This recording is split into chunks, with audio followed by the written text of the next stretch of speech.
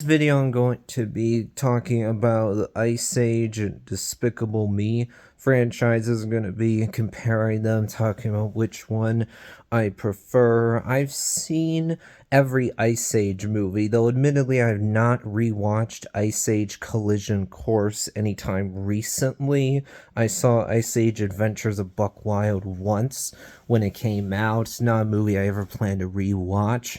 When it comes to Despicable Me, I've seen the first three Despicable Me movies. I've not seen Despicable Me 4. Back when the movie came out, I was originally thinking about seeing it, and then I started to hear reviews of the movie as like, no, I just don't want to watch this movie. It doesn't interest me because it seems like this movie doesn't have anything to offer other than just the jokes, other than just the gags. It seems like a bunch of gags meant for the TikTok generation. There's not really any story here that's very interesting or character arcs that are very memorable. It's pretty shallow stuff. It feels like we've totally lost the plot. We've lost the original premise, the original hook for this franchise. That being a supervillain getting to know these girls and becoming a dad to them. The first Despicable Me manages to both have the humor in it, but also a solid emotional core to it as well, which is why I think it works really well. Is it up there with like some of the best Disney animation, Pixar, DreamWorks films? No, I wouldn't say it's quite at that level, but a really good movie. And then I thought Despicable Me 3 at least has a fun villain, and it's nice that we bring in Gru's brother, and thus Gru is tempted back into that life of crime.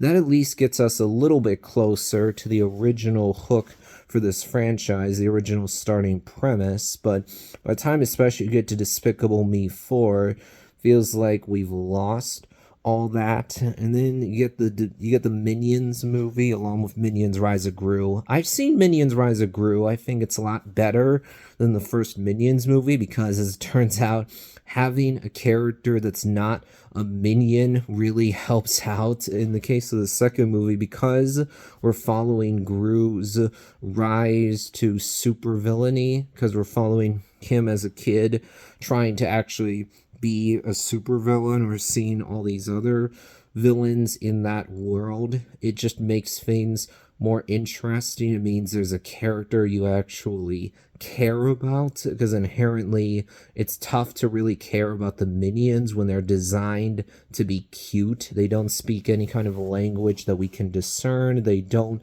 grow and change.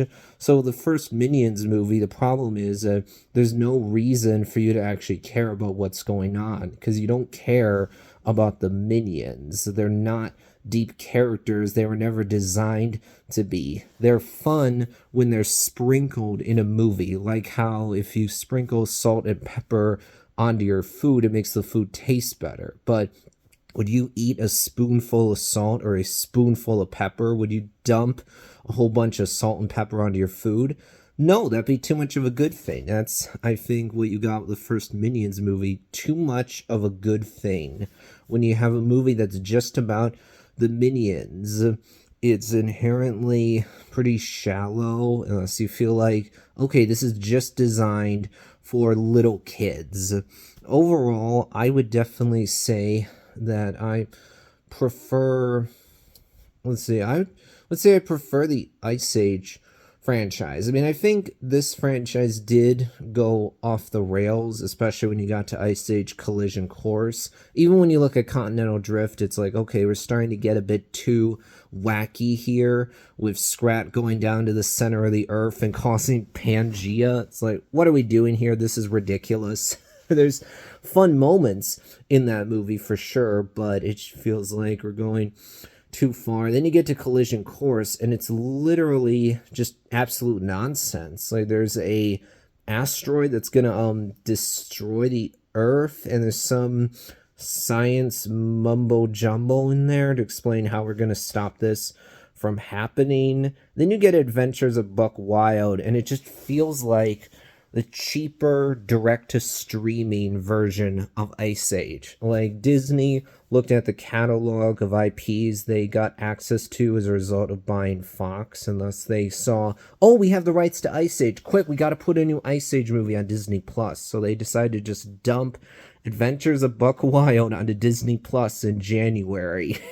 That was really a sign of things to come in 2022, where you felt like Disney was just putting a bunch of content on Disney Plus, not for the sake of putting good new movies, TV shows on that streaming service, but just for the sake of putting more content on there in order to fill out a streaming service. So when you look at Adventures of Buck Wild, it just feels like the voice acting isn't as good as it was before. The story, characters aren't really all that interesting.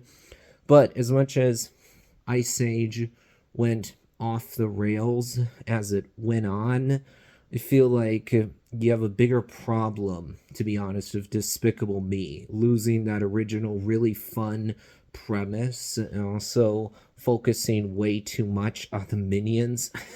So I have to pick Ice Age, to be honest. I feel like I'm, well, more excited anyway if we get another Ice Age movie, because I feel like we can get a good new one. I'm not as optimistic when it comes to Despicable Me, to be honest. So that'll wrap things up for this video today.